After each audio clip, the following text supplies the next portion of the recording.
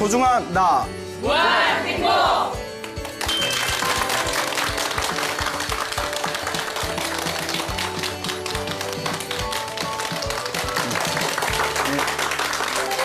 예, 만나서 반갑습니다. 반갑습니다. 예, 광호 스님이라고 합니다. 그 사람이 이 세상에 태어나면 각자 자기한테 주어진 복이 있다고 합니다. 네, 사람마다 여러 가지 복이 있죠. 뭐 어떤 사람은 재복은 많은데 뭐 가족 복이 없다거나 뭐 그런 경우 있죠. 또 어떤 사람은 가족 복은 있는데 뭐 항상 뭐 살림이 어려운 재복이 없다거나, 예, 어떤 분은 가족 복도 있고 재복도 있는데 뭐 건강복이 부족하다거나, 예, 또 어떤 분은 아무것도 없는데 그 몸만 건강하다거나, 예, 그것도 좀 문제일 것 같아요. 그런데 인생을 오래 사신 어른들일수록 건강이 제일 중요한 것 같다라는 말씀들을 자주 하십니다. 건강복이 참 중요하다. 그래서 그 돈이 아무리 많아도 뭐 내가 억만장자의 뭐 아들로 태어났다 하더라도 뭐 내가 뭐 30분이 못 산다면 그렇지 않습니까? 그 많은 돈들을 다 어디에 쓰겠습니까? 예. 또 내가 아무리 사랑스러운 가족들을 만났다 하더라도 내가 몸이 아프고 항상 질병에 허덕인다면 그것도 참 괴로운 일일 것이다. 그래서 어른들께서 일단 건강해야 된다. 예, 건강이 최고다라는 말씀을 자주 하십니다. 여러분도 동감하십니까? 네. 예. 근데 그냥 건강만 있다면? 예. 예, 또 이러시네요. 부처님께서는 80살을 사셨습니다. 예, 이 육신의 몸으로 이 세상에 80년을 머무르셨고요. 부처님의 수제자 중에 한 분이었던 아난 스님께서는 120살을 사셨다고 합니다. 120살 하니까 다들 오 이러시잖아요. 부처님의 제자 중에 바꿀라라는 스님이 있었습니다. 바꿀라. 뭘 자꾸 바꿔요. 예, 예, 예. 뭐 쇼핑이 뭐 취미신가? 자꾸 뭘 바꾸세요? 바꿀라라는 스님이 계셨는데 160살을 사셨다고 기록되어 있습니다. 기록에 160살을 사셨다. 그런데 재밌는 게 그냥 160살을 사신 게 아니라 80살에 출가를 하십니다. 자, 우리가 보통 평균 뭐 80년 안팎을 산다고 했었대요. 그분은 이 세상에 태어날 때 바꿀라 스님은 어마어마한 부잣집에 태어났다고 합니다. 그래서 80년 동안 인간으로서 누릴 수 있는 최고의 쾌락과 행복을 다 즐기셨대요. 80년 동안. 이제 80살이 돼서 몸에 힘 떨어지고 이제 즐길 것도 없을 때 부처님의 법문을 듣고 감화를 받아서 80살에 출가를 하십니다. 그리고 그 어렵다는 최고의 깨달음인 아라한, 위대한 성자의 깨달음을 출가한 지 단 8일 만에 깨닫습니다. 예. 뭐 저희 같은 입장에선 짜증나죠. 예, 예. 아유, 우리는 아직도 가려면 한참 멀었는데 80살까지 모든 쾌락을 누리시고 80살에 출가해서 8일 만에 깨달음을 얻으시고 80살에 출가한 뒤에 80년 동안 깨달음의 희열을 즐기다가 160살에 세상을 떠나십니다. 근데 더 놀라운 건 160년 동안 단 한 번도 아파 본 적이 없대요. 그러니까 병에 걸려 본 적이 없는 게 아니라 아예 아파 본 적이 없답니다. 우리 병에 안 걸려도 가끔 길 가다가 뭐 발길이 돌멩이에 딱 부딪히면 발가락도 좀 아플 수도 있고 뭐 이렇게 일어나다가 허리가 왜 이렇게 허리가 뻑적지근하지? 이럴 수도 있지 않습니까? 이 바꿀라 스님은 아예 아파 본 적이 없답니다. 160년 동안에. 그래서 부처님 제자 중에서 건강제일이라고 불리우게 됩니다. 예. 도대체 전생에 어떤 선업을 지었기에 그와 같은 위대한 공덕을 성취하게 된 것일까요? 부처님의 이제 가르침에 바꿀라 스님에 대한 전생의 공덕 인연담에 대해서 나옵니다. 머나먼 과거의 윤회의 삶을 살 때 이 바꿀라 스님께서 우리와 같은 일반 중생이었다고 합니다. 그분께서 좀 가난한 삶을 살았대요. 그리고 이 가난한 삶을 살면서 항상 마음속으로 내가 이와 같이 가난하고 힘들게 사는 건 내가 전생에 지어놓은 복이 없어서 그렇다. 근데 이번 생에라도 내가 복을 열심히 짓자. 부지런히 복을 지었답니다. 자그마한 복 짓는 거라도 그것을 소홀히 하지 않고 복 지을 때마다 마음속으로 이 공덕으로 제가 항상 행복한 삶을 살게 해주세요라고 발언을 하면서 이 세상을 마치게 됩니다. 그리고 그 다음 생에 똑같이 인간으로 태어났을 때 전생에 지었던 강력한 선업의 힘에 의해서 아주 행복한 삶을 살아가게 되었다고 합니다. 어쨌거나 자기가 복을 지으면서 발언했던 대로 이렇게 행복한 삶을 살다가 인간으로 태어난 뒤에도 전생에 복 짓는 습관이 남아서 그런지 계속 복을 열심히 지었다고 합니다. 그러다가 자기가 지었던 선업의 힘에 의해서인지 어느 생인가 아노마다시라는 부처님을 만나게 됩니다. 부처님 이름이 아노마다시 부처님이에요. 아노마다시 부처님, 여러분들 처음 들어보시죠? 네. 지금 석가모니 부처님으로부터 17번째 전에 부처님이래요. 17번째 전에 부처님. 그러니까 이 거대한 우주의 시간과 공간 속에서 수많은 부처님들이 출현을 하시지 않습니까? 그러니까 2600여 년 전 석가모니 부처님으로부터 17번째 전에 부처님이 아노마다시 부처님입니다. 이 전생에 지었던 선업의 힘이 있어서 그런지 아노마다시 부처님을 만나게 되고 아노마다시 부처님께 귀한 불제자가 됩니다. 그러던 어느 날이었어요. 아노마다시 부처님께서 숲에서 이렇게 제자들과 함께 이제 수행 생활을 하시다가 갑자기 배가 아프셨답니다. 이렇게 복통이 오셨나 봐요. 그 배가 이렇게 아파오시니까 부처님께서 그 복통으로 인해서 이제 괴로움을 느끼시게 됩니다. 이 바꿀라 스님의 전생이었을 때 그 아노마다시 부처님의 이제 불제자로 살아가고 있었던 그 시점에 아노마다시 부처님께서 복통을 일으키셔서 좀 괴로워하신다라는 이야기를 듣고는 불이 나게 급하게 아주 귀하고 좋은 의약품, 약을 가져오게 됩니다.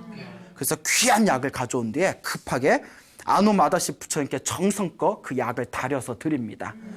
부처님께서 그 약을 딱 드시고 나서 배가 아픈 게 싹 사라지십니다. 예, 참 약발이 좋아요. 예, 배 아픈 게 싹 사라지시니까 아노마다시 부처님께서 이제 칭찬을 합니다. 그대가 준 약 덕분에 이 붓다 부처님의 괴로움이 소멸되었느니라라고 이야기를 하십니다. 자, 여기서 혹시 불자분들이 헷갈리실까봐 잠깐 중간에 부연 설명을 하자면, 아니 왜 부처님이 배가 아파요라는 생각을 하실 수도 있을 겁니다. 두 가지 이유가 있답니다.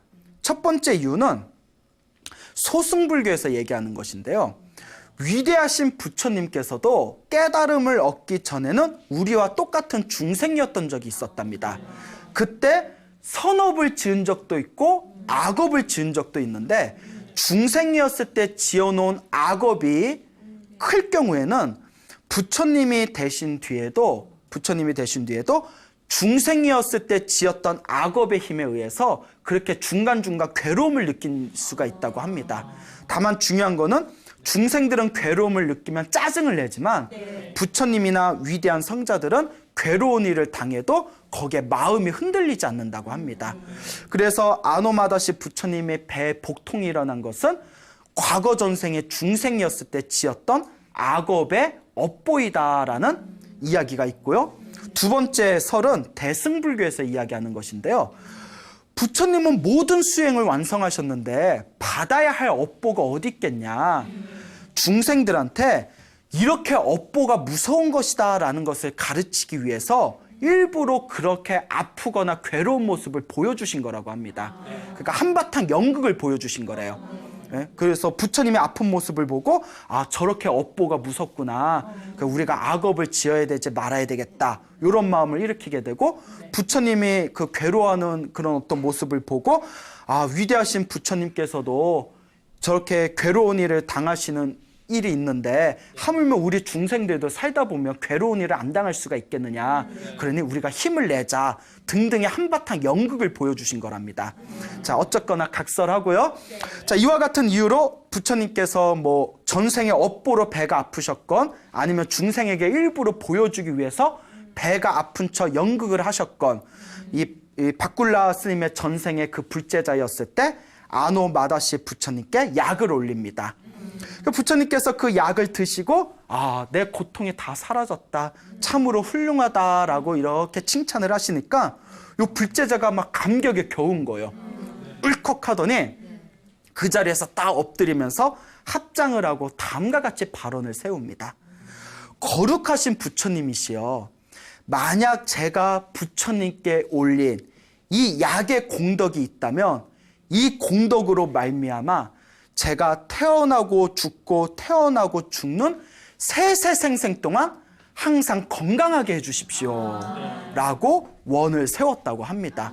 그때 부처님께 약을 올리고 부처님의 괴로움을 제거해 드리고 부처님 앞에서 이 공덕으로 제가 항상 건강하게 해주세요 라고 발언했던 그 인연의 힘에 의해서 바꿀라 스님이 항상 건강할 수 있었다고 합니다.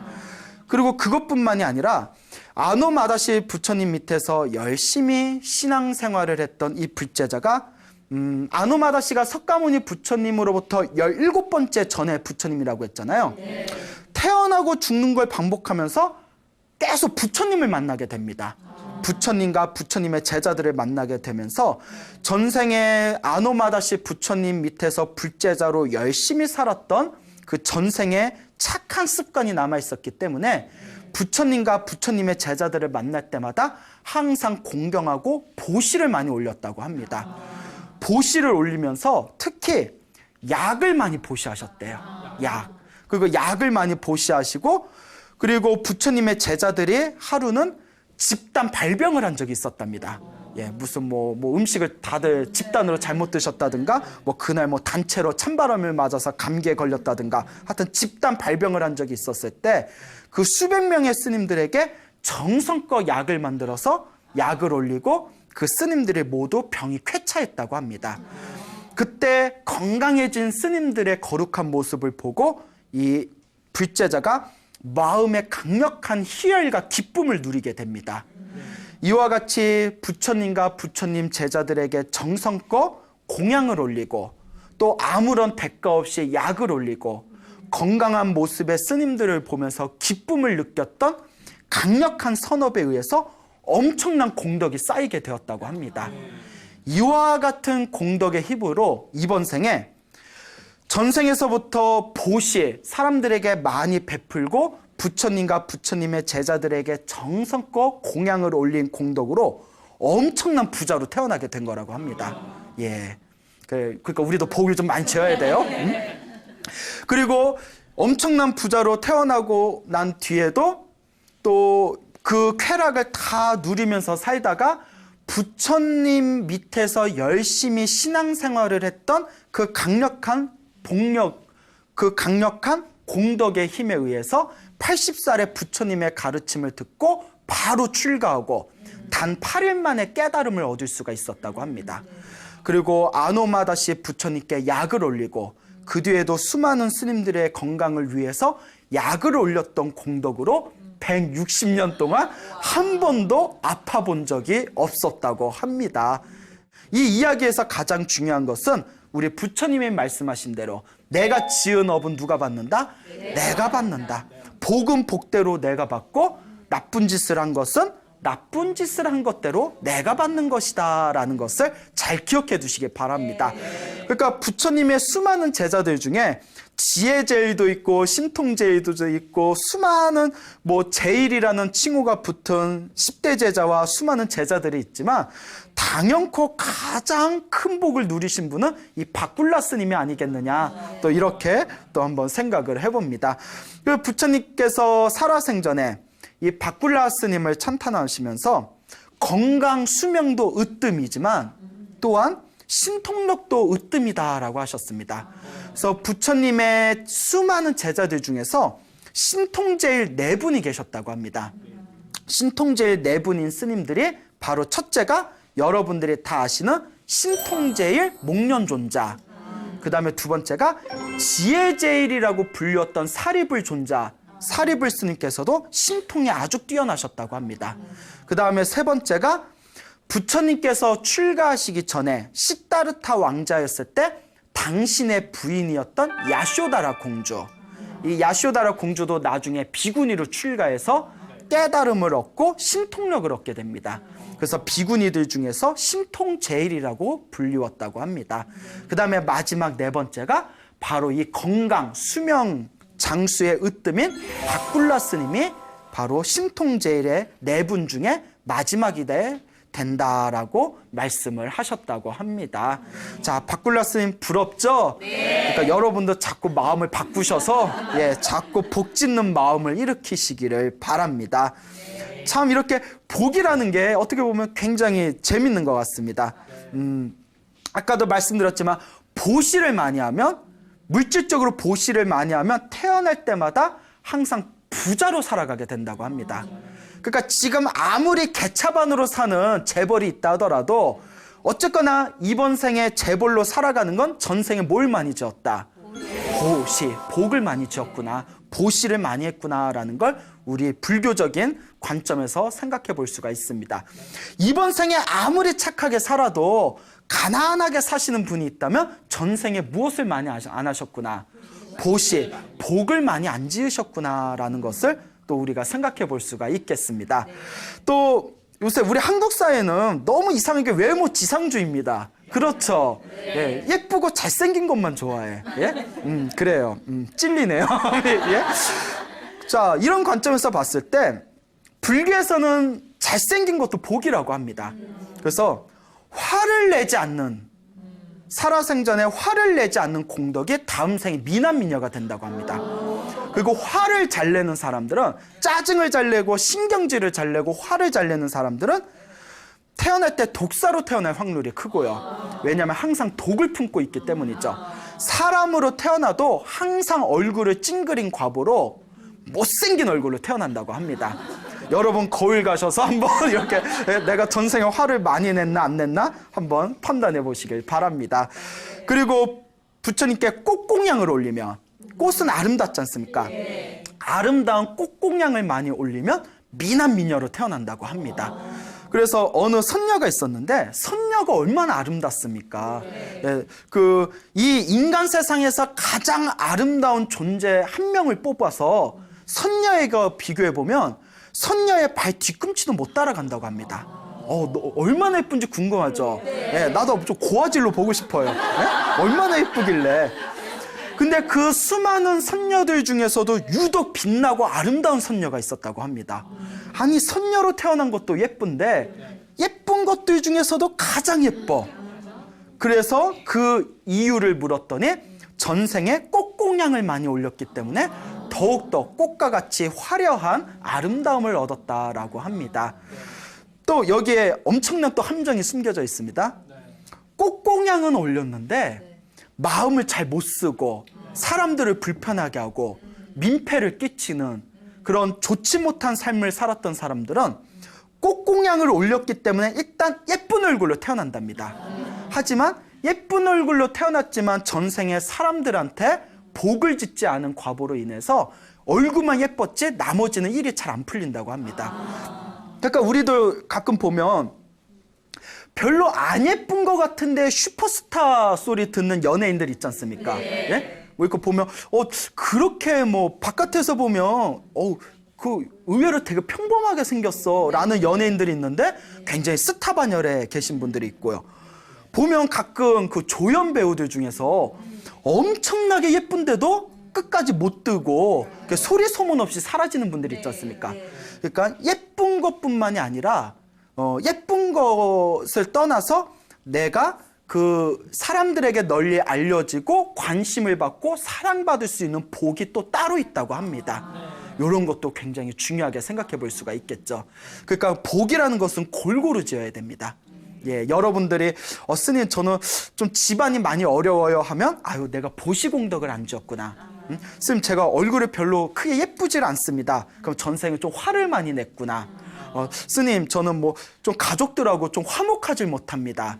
그러면 뭐 전생에 내가 바람을 많이 펴가지고 가정에 충실하지 않았기 때문에 이번 생에 화목하지 못한 가정을 만났구나.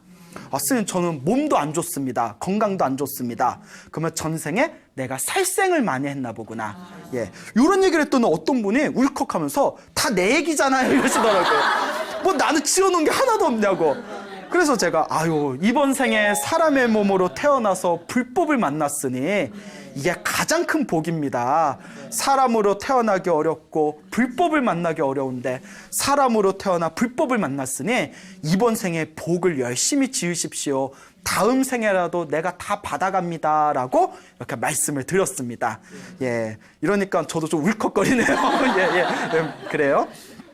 자, 이와 같이 복 짓는다는 것은 굉장히 중요하다. 이 바꿀라 스님의 이야기를 통해서라도 내가 짓는 이 공덕과 복이라는 것이 당장 받네 안 받네를 떠나서 내가 지은 업은 반드시 내가 받을 수밖에 없다라는 확고한 믿음을 가지시기 바랍니다.